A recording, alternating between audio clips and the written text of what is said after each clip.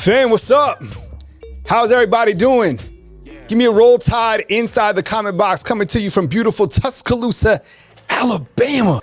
I want to start with my fall camp risers right off the bat. I want to talk about Amari Niblack. Talked about him earlier today when I had a podcast, had some time to think about his performance. And look, if the wide receivers aren't catching the football, then get the football to somebody who can catch the football. Maybe that's a tight end for this coming 2023 season, right? Hit the thumbs up if you agree. Amari Niblack, I think, is ready to contribute at a very, very high level, which is really good news for the Alabama Crimson Tide. And one of the things that I really want to emphasize is that Tommy Rees knows how to work the tight end room.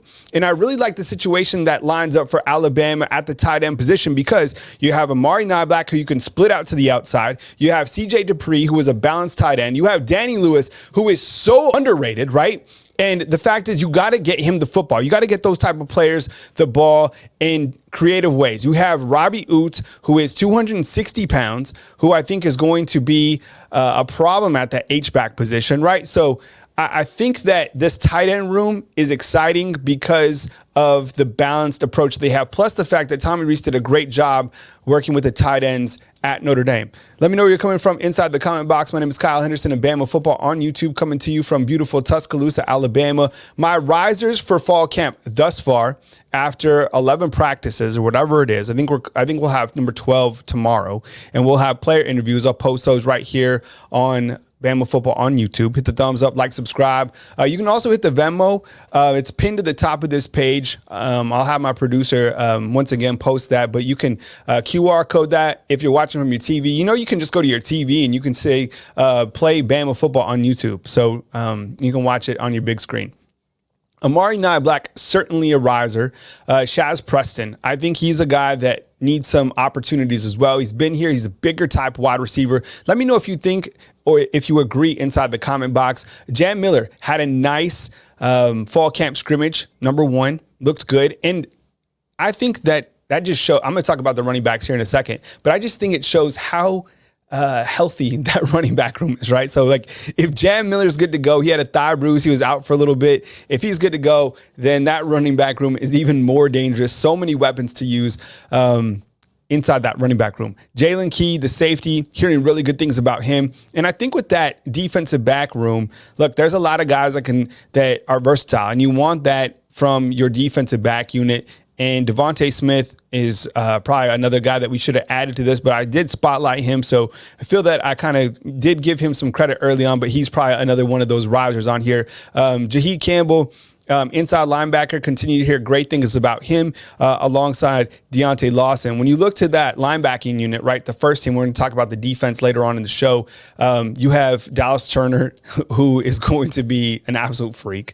There was some footage that Alabama just released recently. I'm going to play that in a second. It shows kind of the outside linebackers working on the bag, and just the speed and the athleticism that those guys have is really something that should be stated. And then you have Keon Keeley at the outside linebacker position. Look, it's early. He's 6'5", 242 pounds. I think I have some footage of him that I'm going to play because, look, this whole outside linebacker unit is something to really be excited about. There's so much depth. I think when you look to Alabama and you look to which positions have the most quality depth, I think it's running backs, number one. And then I think it's outside linebackers. And then I would probably go to the secondary. And then I would go to, I guess, the offensive line, right? And we're still waiting for Alabama to figure out who's going to be the quarterback. So hit the thumbs up, like, subscribe. I appreciate you guys being here. Kyle Henderson, Bama Football on YouTube. Want to talk about the quarterbacks real quick. Here's your quarterback report. And I think when you look to the quarterbacks, let me see if I can get this full screen. This is what I can tell you so far about the quarterbacks. Jalen Milroe and Ty Simpson each led a strong campaign during the scrimmage, which was on Saturday. Each of the quarterbacks led a drive that went for a touchdown. Milroe led the team, as stated, on an 80-yard touchdown down the field. Ty Simpson looked really good. I think, when you talk about the quarterbacks, I still feel that, Ty is making some great progress. But if the game is tomorrow, we're going with Jalen Milroe as a starter. And I think it's going to be his room until, they feel otherwise. But Ty's right there. And I think Buckner's behind those two. And I hear that he did throw a pick, which was a tip ball that Trez Marshall returned for a touchdown. Look, there's a lot of reps there. It's super early in this quarterback race, and these guys are getting opportunities. Coach Saban he wasn't even asked about the quarterbacks during that scrimmage, but he did say that all quarterbacks did rep with the first team. Now let's talk about that healthy.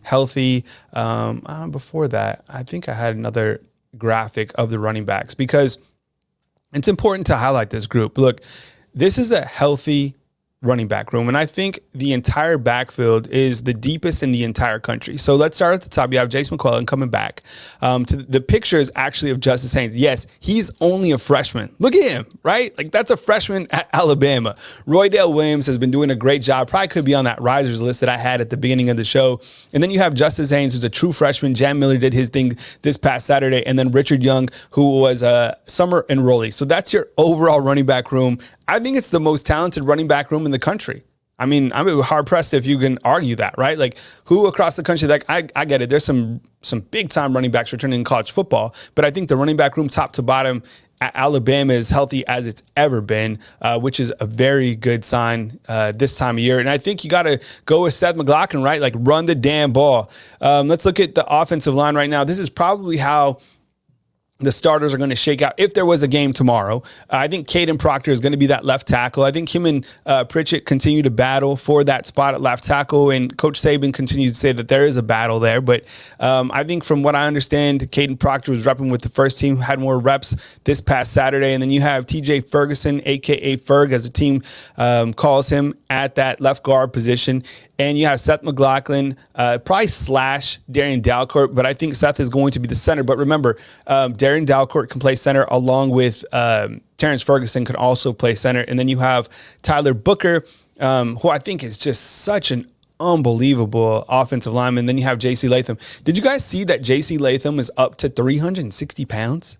Right? Did you guys see that? That was on social media. Like, 360 pounds. Like, man, that guy is certainly putting in work. What's up, guys? I see you inside the comment box. Appreciate you guys joining us tonight. What's up, Buck? I see you inside the comment box as well. I take your calls. I kind of want to just highlight a couple of these position groups, and then away with the show will go, and I'll put the call line number on the screen so you guys can call in and we can talk Alabama football. This wide receiver room, look, Coach Saban said that there was drops. And that was going into this scrimmage. I said, is there going to be drops? Yes or no? And it looks like there was drops from this group. And it's beyond frustrating because there were a lot of drops last year from the tight ends and the wide receivers. That is something that has to be eliminated, period. So if the wide receivers can't catch football on the left, maybe let's give the tight ends an opportunity on the right. That's why we were talking about Amari Knobloch.